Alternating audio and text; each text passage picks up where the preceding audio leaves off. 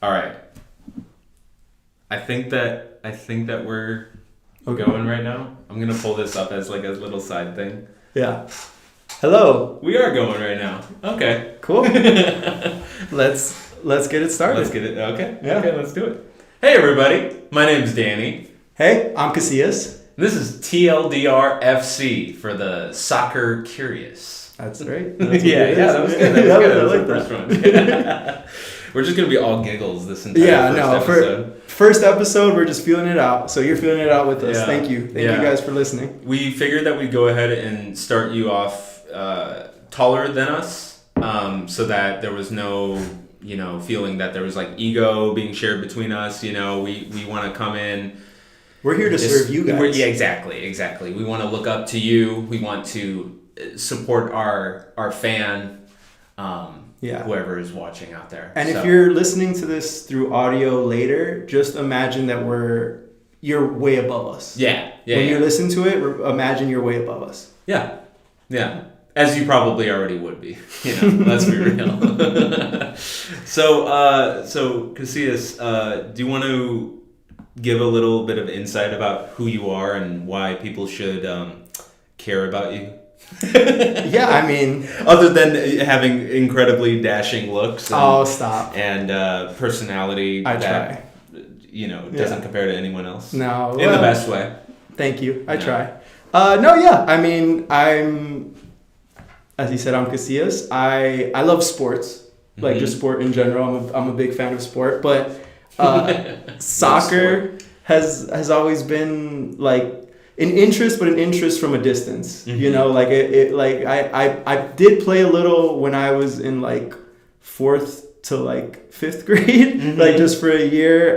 Didn't have the chops, so kind of left it on the wayside. But I always enjoyed it. My family's from Mexico, so it's a large soccer is a large part of the culture, and I've just always had an interest, but never could get really into it. And I just felt like, this pod, we talked about it. We've gone to MLS games together, sure. And like have both over the years. Me and Danny have known each other for years now, but as we've known each other longer, I can tell that you've gone more into soccer. For sure, I've gotten more into soccer, but like it was still.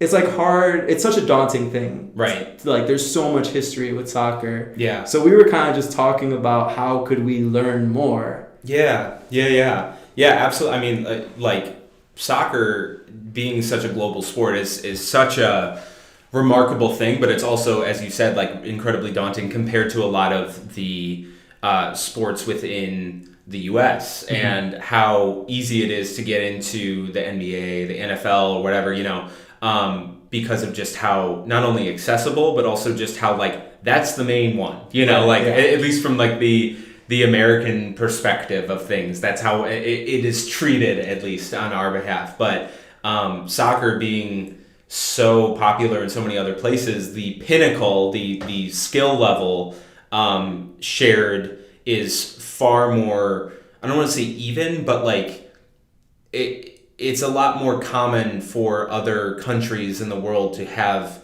a incredibly like competitive league. For sure. That really takes in talent from across the world, and it's not like the sports that a lot of the U.S. likes to claim as like world champions or whatever, right. Where they get people to come there, So not only you could argue, like that there are certain leagues like the Premier League or like Bundesliga or La Liga or even the Champions League within Europe, or like certain soccer leagues that are like the pinnacle, but also you could have an argument about it versus like the NFL or the NFL, NBA.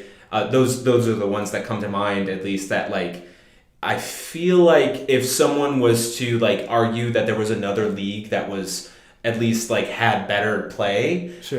They might have a point, but it's also not necessarily like agreed upon as across the board. Right. So it's complicated because like if you want to get into some of these sports, it's easier because it's seen as like the pinnacle.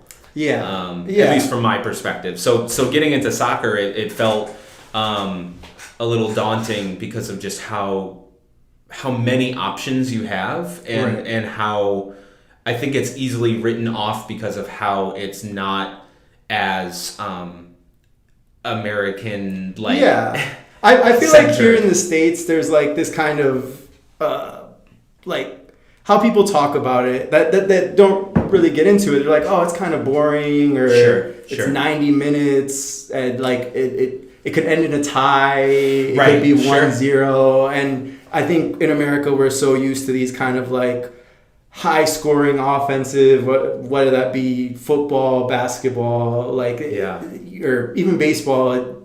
You want more home runs and stuff like that. Right. But I think once you watch a little bit of soccer, which we have been, you kind of see the beauty of it, the more the like nuance, and it's like, like it being a tie or it being 1-0 adds to the drama of it. Yeah, of like absolutely. you're 90 minutes of just on the edge of your seat of like what might happen, what can break, and like it being that long, and not like, you know, in American sports, it's kind of like everything's at a time limit. You know, the quarters have this where there is still a time limit in soccer games, but it's kind of that like, you know, even like once you hit 90, the stoppage time of like, oh, like you actually have 5 more minutes. Like there's just all these different things, the like nuances of soccer that, I don't know, sometimes I feel like in America they kind of shut it down without even giving it a chance. And I feel like, you know, we've been giving it a chance, but there's still so much to learn. And like what you said, the like Premier League, La Liga, and all that stuff, like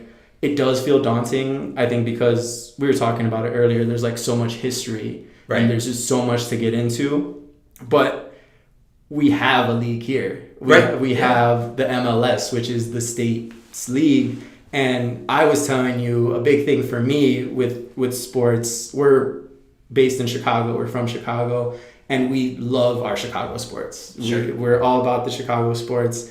And that's a big thing for me. And so it's kind of harder for me to get into the Premier League or La Liga. I was telling you, like, my team has been Liverpool, but only because I played them in FIFA. Like, that was my team to pick in FIFA. And it's kind of hard for me to get, like, as into that, just because I don't have that kind of national pride or that city pride with it, where I'm like, well, we're here in Chicago and we have the Chicago Fire that I can root for. Sure, it might not be considered the top league of the world, but it's a league that's growing, and it's a league that like we have a lot of interest in, that like I feel like there's so much to learn. Right, yeah, absolutely. And there's a lot of value, and I think it's soccer, just like with any sport, it can be a little gatekeepy.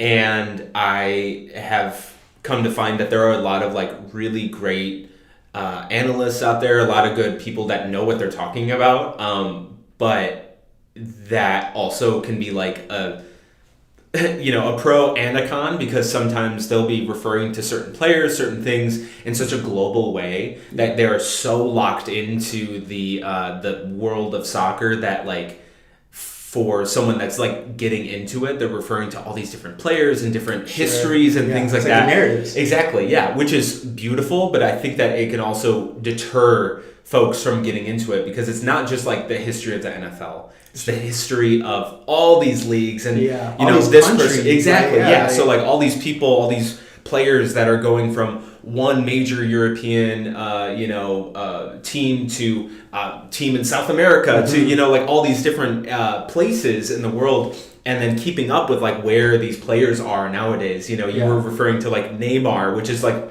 he's a very popular name. So many people know of them, even if you're not into soccer. But like I couldn't, at least right now, tell you where he's playing right now.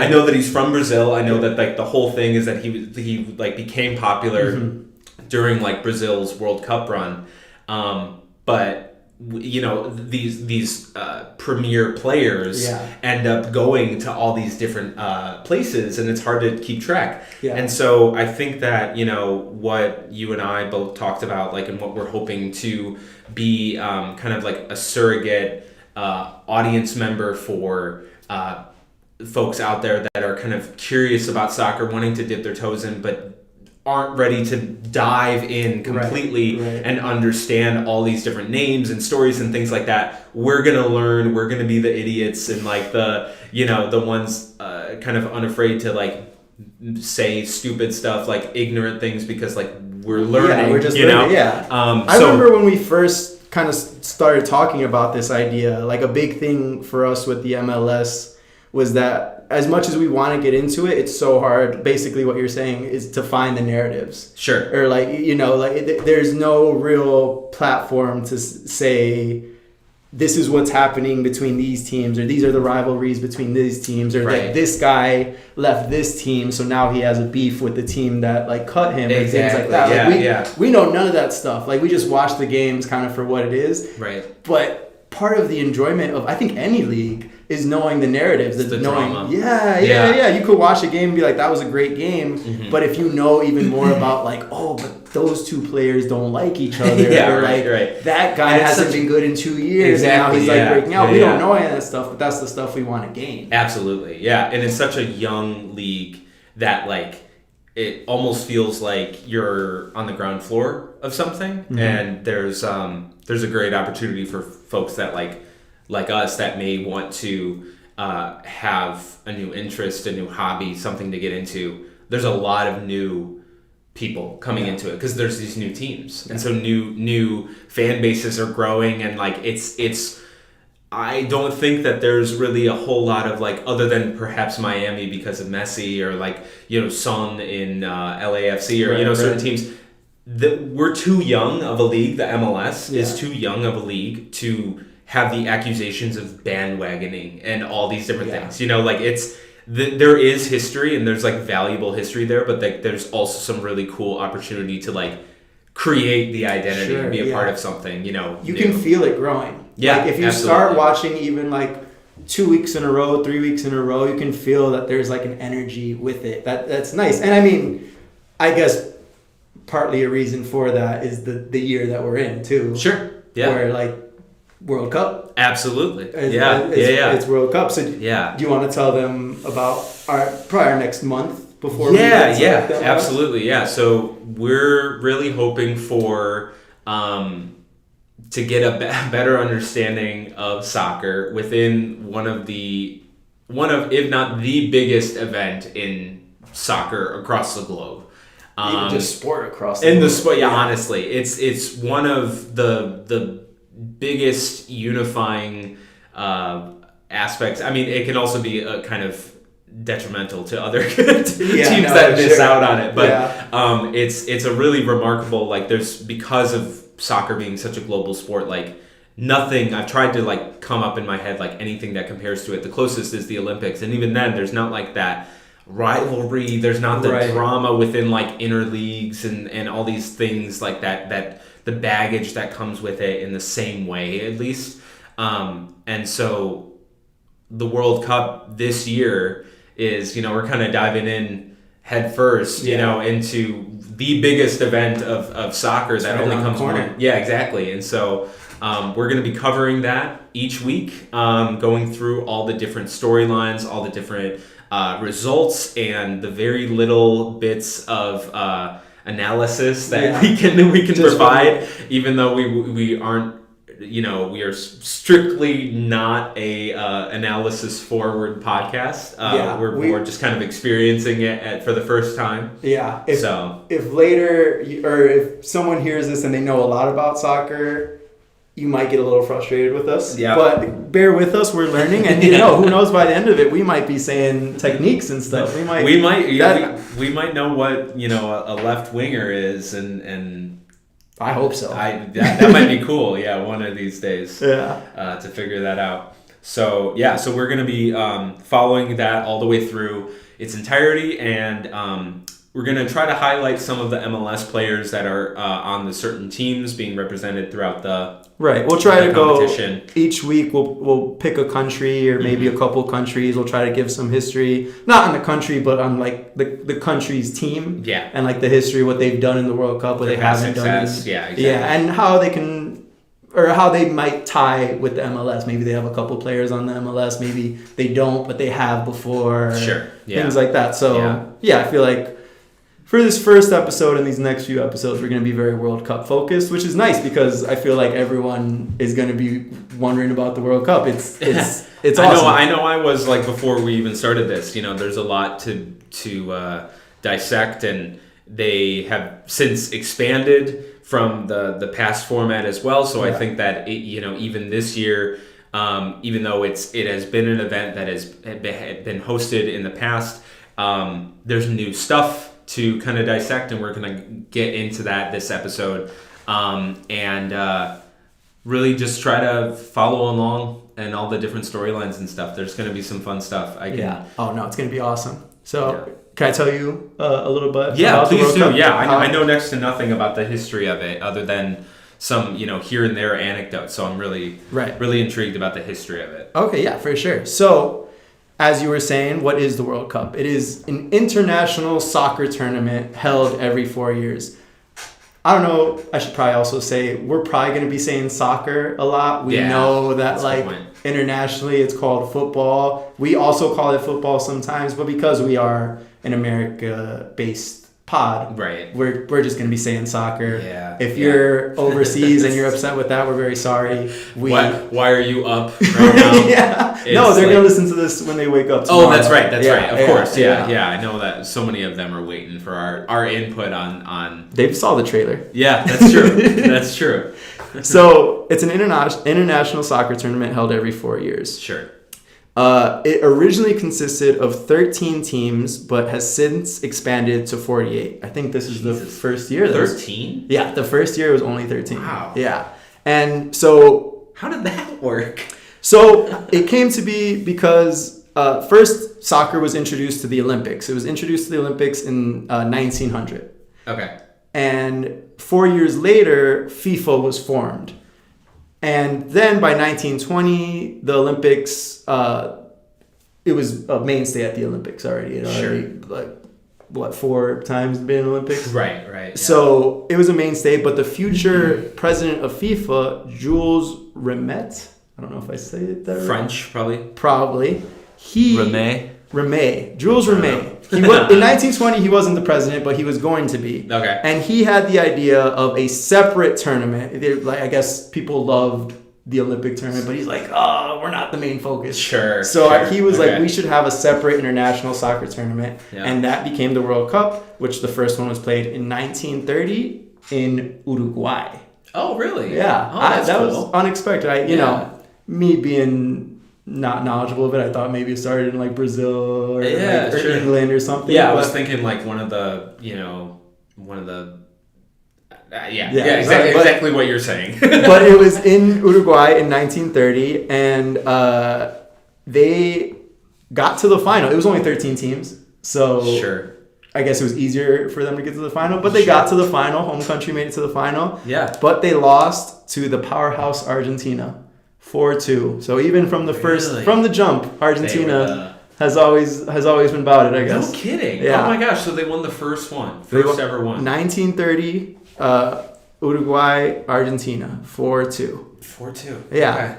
Do you but so that's kind of the start of it, but I know you have some breakdown. I don't really know how it works. I kind of just get into it every 4 years, and I'm like, this is awesome. Yeah. And I know there's a group stage. I know but I don't really know the breakdown of it. I know you learned some. Yeah. I mean, and I'm not going to pretend to know the exact ins and outs of how the point system works, when it comes to how these teams wind up in their specific groups, but essentially they're now, this year, it's being expanded from 40 to 48 teams. There are 12 different groups of 4, and each of those groups are ranked 1 through 4, and that's how, based on FIFA's rankings, and those I didn't know they were ranked. Yeah, so it's at least based on my little understanding of it, it's based on their preliminary,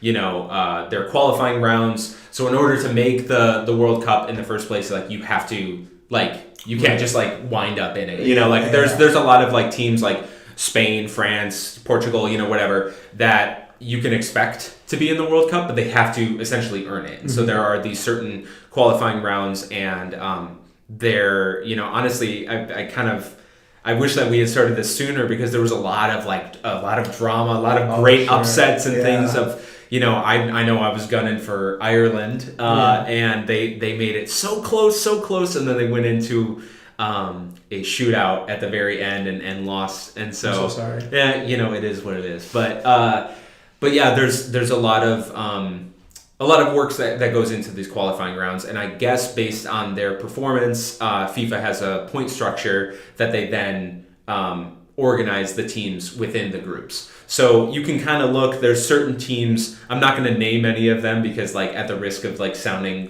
completely ignorant, Sure. But there are teams that you can look at within groups where you're like, that team against that team, that sounds completely, obsolete or one-sided, lopsided.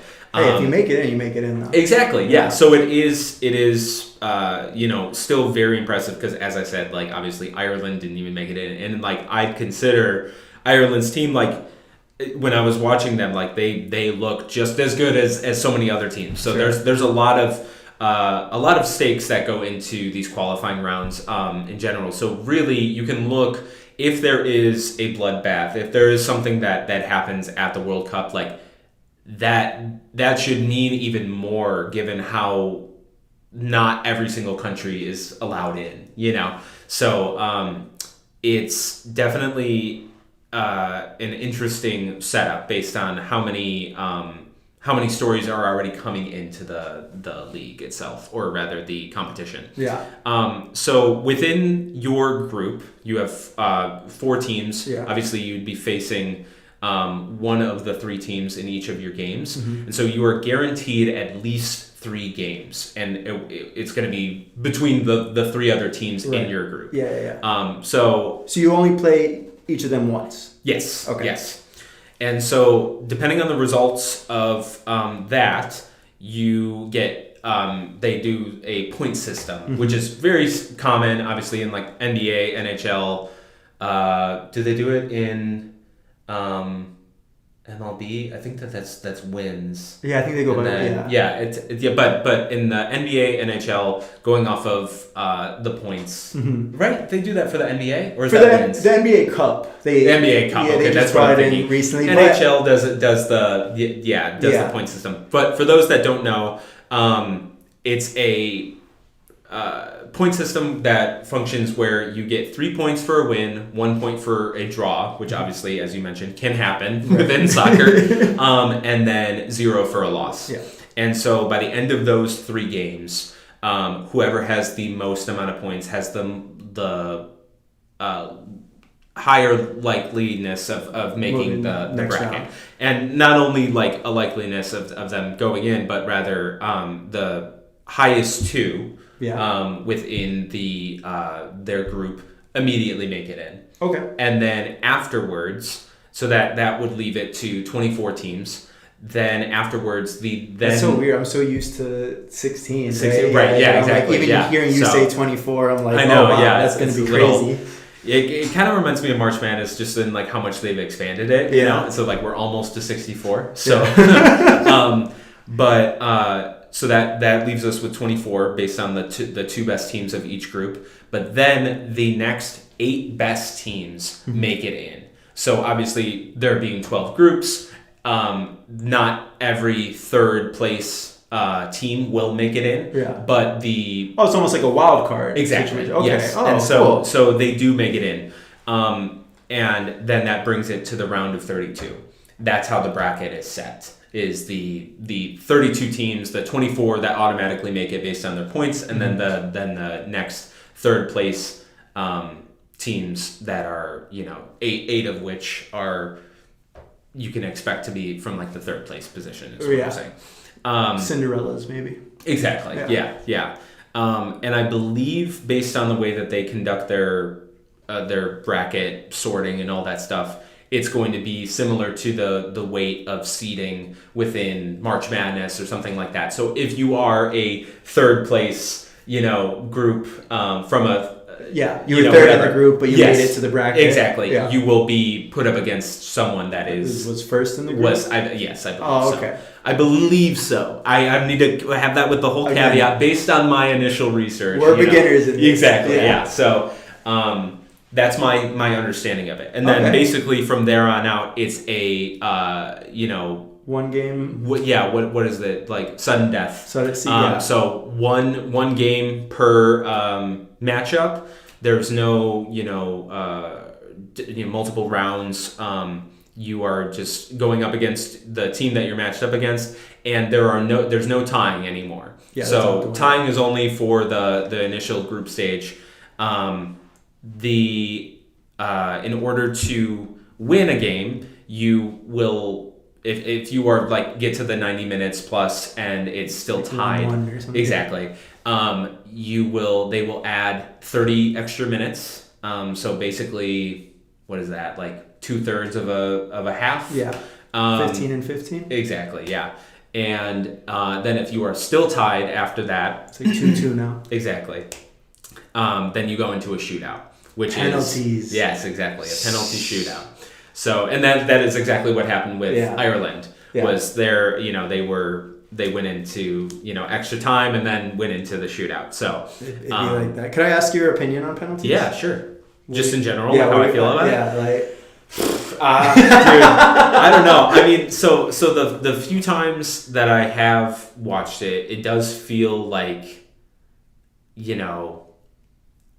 it feels a little anticlimactic to me. I mean, it is climactic in its own right. Right, the build up to it. Exactly, but it feels like, like the whole, what I've really appreciated about my little time watching soccer is how much of a team-based sport it is. Oh, for sure. There's definitely superstars. There's definitely moments where it's that person basically just was a one-man army. But also I think that the majority of the game, you really need all 11 men out there. And when you go out to the shootout, I understand that I don't have an alternative, but it does kind of stink that you have this really team-based sport up until the very end, and that's what decides it. I never thought about it like that. Yeah.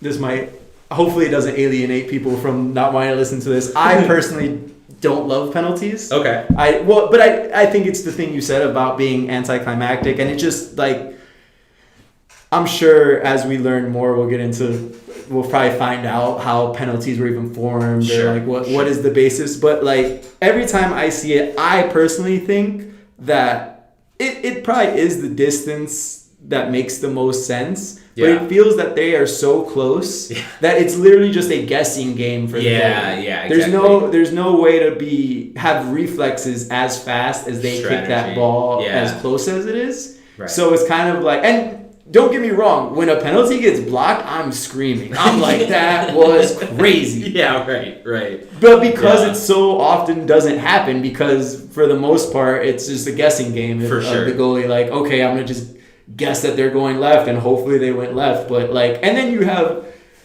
I know there's different rules, different refs call it different, where it's you can't do as much of the walk up, stutter step, or because that's the thing too. You could go stop, the goalie's already dove, and now you got a free, just open goal. And like you said, I understand. I think when it happens, you get fouled in the box, you get a penalty. I think that makes sense, but and I know you've already given 30 more minutes, and at that point that's 120 minutes of just running around. You're going to kill these guys if you have them running anymore. So I understand at that point it's just all that you can give left. And the last World Cup, Argentina-France, ended in penalties, and that was so much drama. Did it? I didn't realize that. Wow. Yeah, and it was great. That's the thing.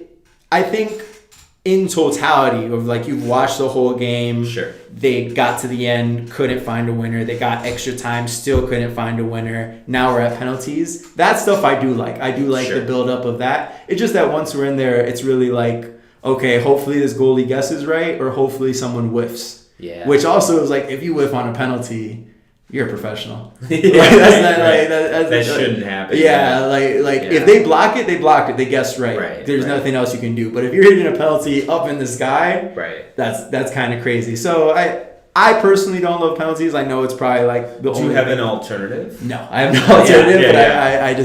That's the thing that I've thought about too. Is like, I feel similarly about hockey too. You know, when it goes into shootouts.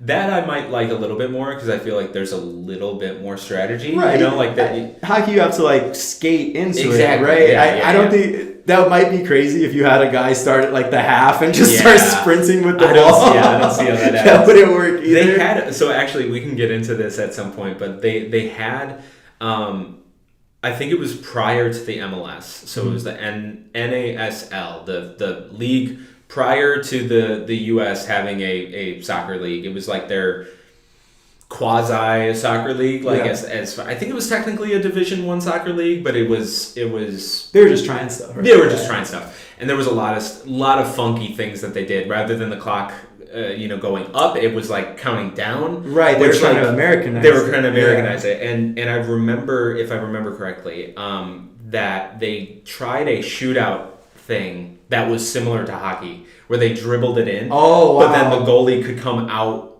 of like the box, or like was in like a certain, like they had a certain threshold that they could like operate. Like you almost got like a one-on-one game going on. It was, yeah. And so I'd be curious. It sounds crazy, but I also think I wouldn't mind it. No, yeah, especially because I feel like if anything, it heightens the kind of mind games of it. Because the mind games when it comes to the penalty shootout is like, is it left or right?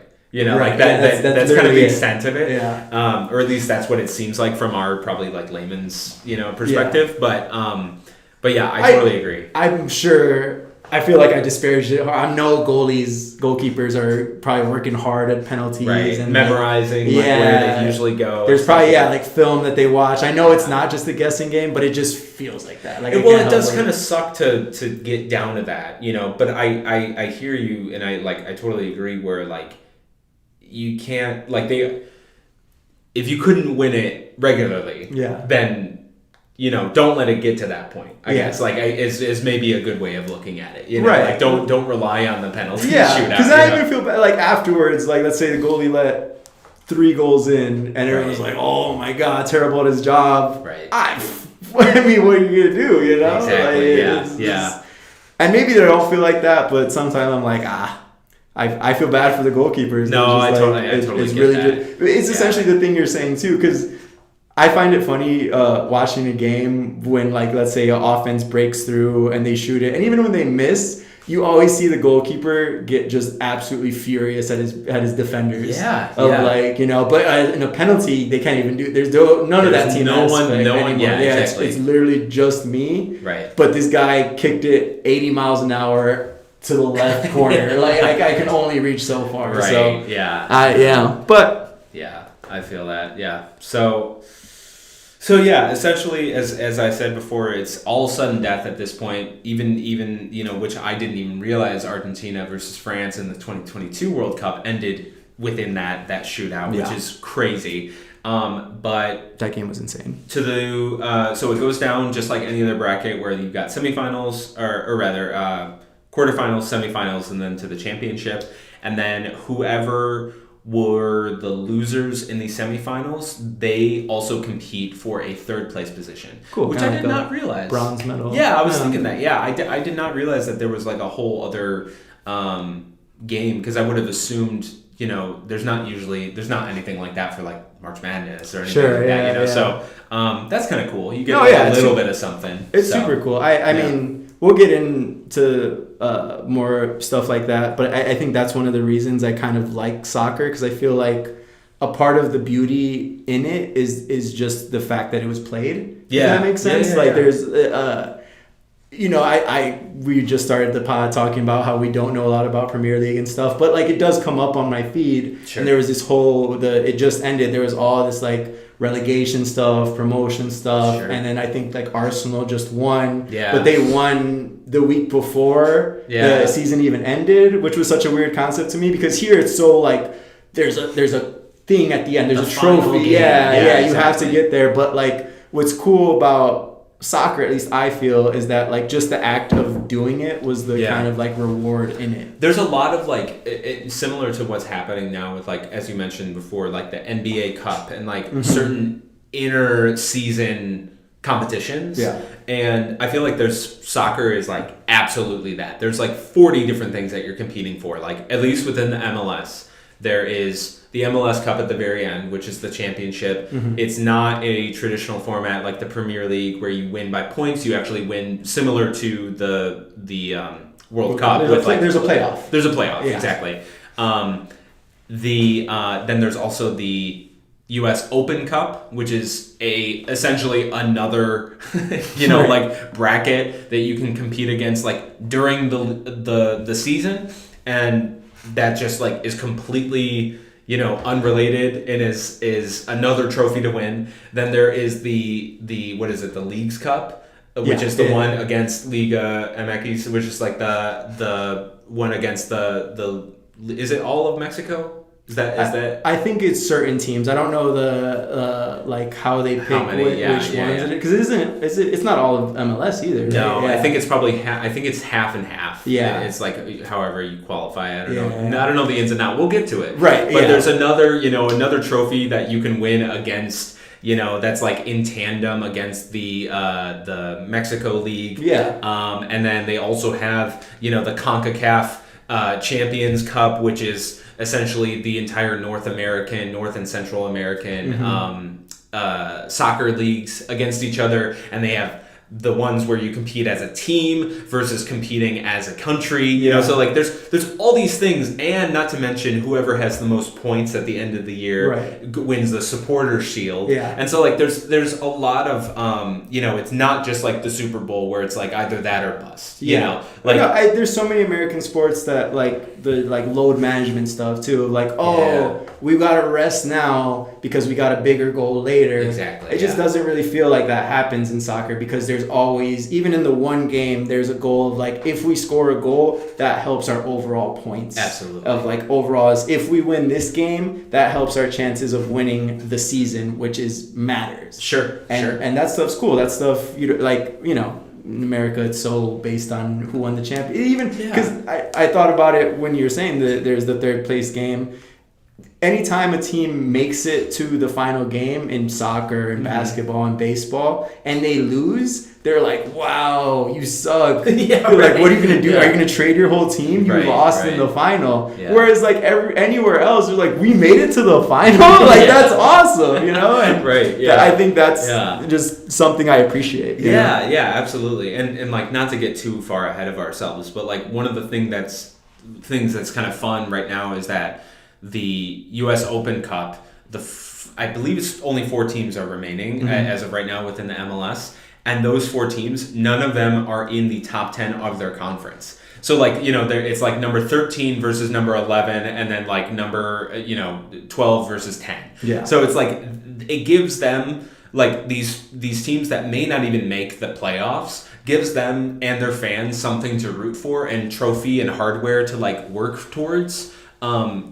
Versus just being in this endless cycle of like, well, we didn't make the playoffs this year, but we still have 30 games to go or something like that. And so like, there's nothing to play for. In fact, it would be better if you lose because the draft pick and all that stuff, blah, blah, blah, which we can get into another We'll get into it later because my feelings on it. I know. I'm not for that. If anything, there's some value in all these different competitions. You may argue that it dilutes it a little bit. It may make like the last championship not as big as it like could be. Sure. But also I feel like, what's the point of us like watching the sport? Yeah. I enjoy watching and supporting our team win. And whether that is like the final championship, which would be great, whether that's the U.S. Open Cup, the Leagues Cup, all these different competitions that are going on, I'm going to root for them regardless. Yeah. And I'd much rather have some bragging rights than none at all. Right. Yeah. So. Yeah. Every game matters, which is just a cool thing. Absolutely. Yeah. Could I hit you with? Yeah, let's hear some more about the World Cup history. Yeah, I got a couple fun facts for you and the listeners. If you guys got a World Cup viewing party, want to throw these out? Yeah. By all means. So because of the first World Cup that was in 1930, the 1932 Olympics is the only Olympics that did not have soccer. I couldn't really see why they didn't really have an explanation. I don't know if they were like salty that they started a whole new tournament or they wanted to give a break to the players because they just played 2 years ago Sure. in an international tournament. But the 1932 Olympics did not have soccer because of the first World Cup. Interesting. Yeah. Okay. And then the only years that did not have the World Cup were 1942 and 1946. You have, Oh, I wonder what was going on. pretty big, pretty big event. Yeah. A World War, the second. Oh, the second one. Yeah. Sequel. So that kind of stopped Interesting. any World Cup action from happening in Yeah. those years. I'm sure there's a lot of interesting stories about, Yeah. Oh no, there was like in 42. I think Germany wanted to host. And Wow. they were like really pushing hard to host, and they were like, "We're actually just not going to do it at all." That's so interesting. Yeah. So many of those, especially the European countries, but even Japan, obviously Italy, like some of these like major proponents of the war, major, starters of the war There also probably had to be a politician that was like didn't have a side, but then was like, "There's not going to be a World Cup." Right. And like that changed everything for them. Yeah, right. Oh, that's crazy. Yeah. Interesting. Yeah. So Brazil, Italy, France, Germany, and Mexico are the only countries to have hosted the Cup twice. But this year, USA will be joining that list. Okay. And Mexico will become the first country to host 3 times. Oh, that's cool. Yeah. Shout out La Raza. Yeah, you know what I'm saying? Let's go. And this will also be the first year that 3 countries are co-hosting. There's been multiple years where 2 countries in a continent will host, but now Mexico, USA, and Canada are all hosting this year, which should be exciting. Yeah. Cup wins. Any guesses on who might have the most? Well, you said so Argentina won the first one and then won in 2022. Yeah. So I feel like they've got to have at least a few more in between there. I would say Argentina? They are third with 3. With 3. Okay, Yeah. so there was only one in between those 2. Yes. Interesting. Okay. Yeah. And so the actual country with the most World Cup wins is Brazil with 5. Oh, of course. 5. 5 World Cup wins, yeah. That's crazy. Then after them of course, Brazil. Oh my gosh, yeah. is Germany and Italy, which have 4. Okay. Argentina has 3. Sure. And then France and Uruguay have 2. Oh, cool. Yeah, so those are the only countries to have won multiple. Yeah. And then some other World Cup stuff. In 1962, there was the addition of a World Cup theme song, which has been prevalent in every World Cup. I'd be curious to listen to that one. Oh yeah, that's a good. I should have found it. I even found it. It would probably get copyright, So I love Waka Waka by Shakira. Personally, yeah, it of course, was a hit. Yeah. And then in 1966, they added the addition of a World Cup mascot, which was World Cup Willie. I'm sure you've seen. It's the lion with like that's World Cup Willie, and he was the original mascot. Interesting. Ever since every country that hosts, they have their own. I'm curious to look this guy up now. He's cool. He's a cute little guy. Yeah. Yeah. I love the mascots personally. I think it's a cool. I think it's it's really fun because it's so hit or miss. Yeah. Oh, I've seen this guy before. Yeah. This guy's the most 60s looking mascot I've ever seen. Oh, but he's OG. He is OG. That's great. Well, was it London hosting? Yeah. He was the England mascot. Of course. And then as we go through the countries, we could talk about the ones that have hosted, what mascots they have gotten. Because every country gets a mascot. I think I've already seen the mascot for this year. We have 3 mascots because there's a Mexican mascot, USA mascot, and Canada. Fun. And one more fact for you. You're going to like this one. All right. So the trophy. You've seen the trophy. Mm-hmm. You guys have probably seen the trophy. World, 2 people holding it. Mm-hmm. It's a beautiful trophy. It's the World Cup trophy. Yeah. Wasn't the original trophy. Originally, there was the Jules Rimet? Jules, what is it? Rimet? Ribbit? The godfather of the World Cup. That's what they call him. Yeah. And so the trophy was named after him. It was the Jules Rimet trophy. Okay. And it was given to the winner of the tournament and named after the man who pioneered it. Sure. And he said that the first country to win the World Cup 3 times. So before you would win, you would have it, you would go on your parades, you would show. Sure. But then by the next time the World Cup came around, you had to give it back because someone else was going to win. Oh, interesting. Like trophy. the Stanley Cup. Yeah, Yeah. But he said if a country wins the World Cup 3 times, they have to keep it. They should be allowed to keep it. They've won this tournament 3 times. Sure. First team to win it 3 times, Brazil. Yeah. They won it in 1970. They won their third cup. Okay. So they kept the trophy, but then in 1983, it was found to be stolen, and it's never been found. Really? Yeah, they could not find it. It was And gone. this was the one that had been passed around for like 50 years? Up until 1970, this one was passed around, but then Brazil got to keep it. You would think they have it up, in a museum somewhere. They do not. No one knows who has it. No one knows, who got it. Wow. But after 1970, then the World Cup actual trophy was made. What they do now is you'll win it. You'll get the one that's passed around, kind of like the Stanley Cup, but you'll get a replica. I see. Every country that wins gets a replica to keep in their country or wherever. Sure. But the one that's given at the final is the one that's officially been passed held around. by Wow, everyone. interesting. Yeah, I but the didn't original realize. one, nowhere to be found. It's just gone. Yeah. And it, correct me if I'm wrong, it didn't look like that. It was like an actual No, cup, it was actual right? trophy, Yeah. like I think probably around the same size, Sure. but like a cup, And we can I have some insight on that. So I'm that changes things though. About really? That. Okay, so we'll get into that later. Yeah. But that's so interesting. Yeah. And it's funny that it's called the World Cup, but the trophy itself is so clearly not a cup. There's no way. Unless there's like a little secret compartment like AMC popcorn bucket. Right, or just something. like Exactly. Yeah. Oh, that's so interesting. I didn't know about that. Yeah. So those are some World Cup fun facts for you. That's cool. Yeah. That's cool. Yeah. Yeah, thanks for sharing.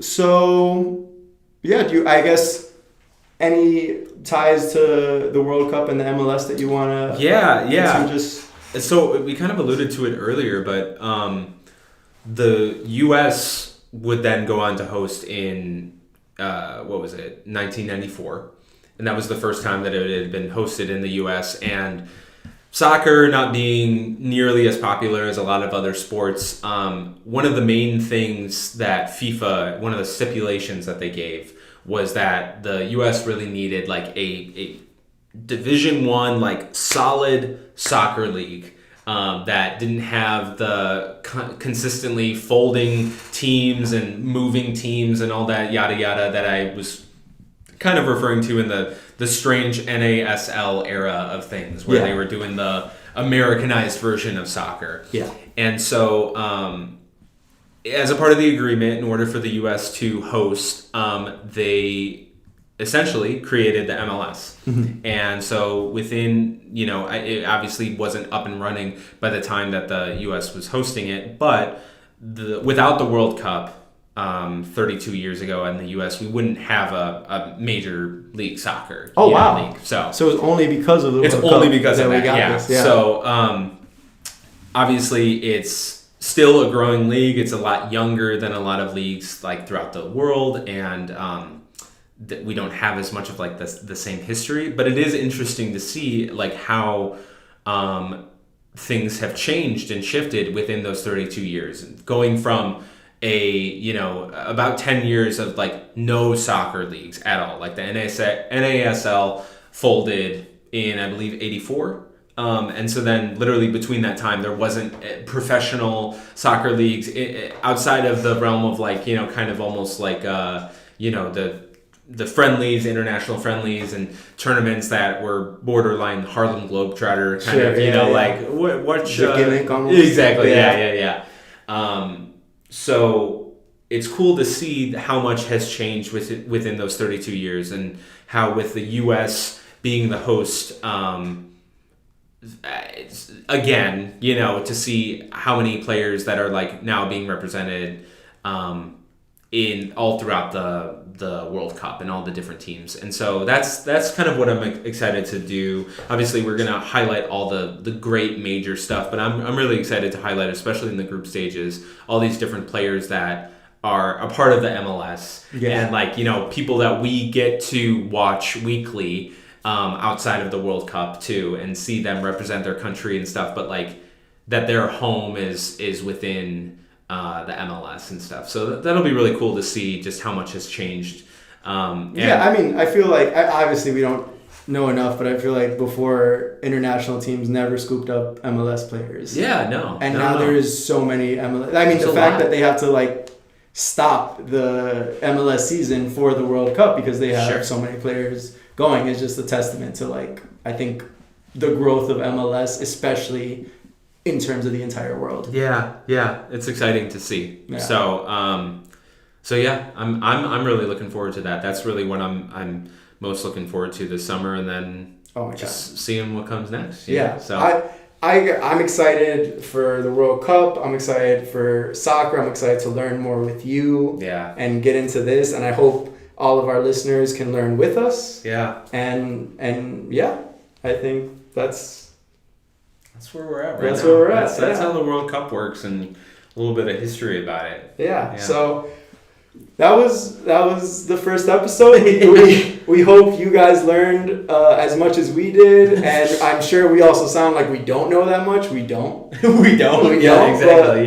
But we're getting there. Yeah. We're gonna get there, and I'm excited. You excited? Yeah, I'm really excited. Yeah. I'm really excited. I do kind of wish that Chicago was hosting a World Cup match, but also based on how corrupt FIFA is and how messed up so Yeah. many of these city, you know, planning and all these different things, all the horror stories that are going on. I'm kind of like, Yeah, it was probably for that. We could still, we're gonna go to some watch parties. Maybe we do some live stream at a watch party. That'd be You know, cool. we got a lot of ideas brewing. Yeah. There's a lot of stuff. There is one thing that before we go, I wanted to share. I think a reoccurring thing that we'll have is that we will look into the Reddit of the teams that we find, or just the things that we're learning about, if Sure. the Reddit community is saying anything about it. So I looked up World Cup Reddit, and the top post of all time was from 7 years ago, and it's a picture of a guy who got a beer from every country that is participating in the World Cup, and every time they get eliminated, he drinks that beer.